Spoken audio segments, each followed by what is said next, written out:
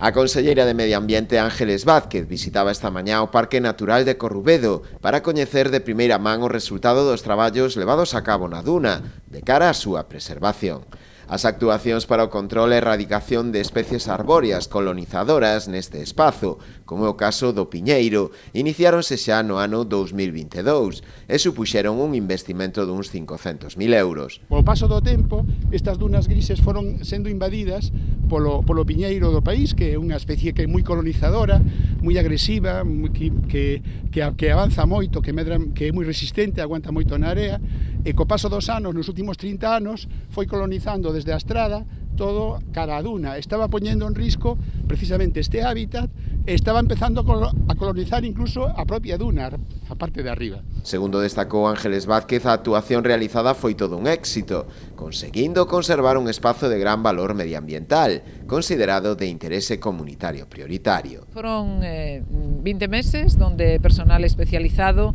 pois fixo unha labor de saca de especies, como son o caso dos piñeiros, pero tamén outro tipo de matorrais que estaba poñendo en perigro a conservación da propia natureza. E para iso tivemos que contar coa colaboración inestimable da comunidade de Montes, os cales lles temos que agradecer a súa implicación, pero tamén o seu traballo de divulgación, porque fixeron un aporte moi necesario para que todo Galicia poida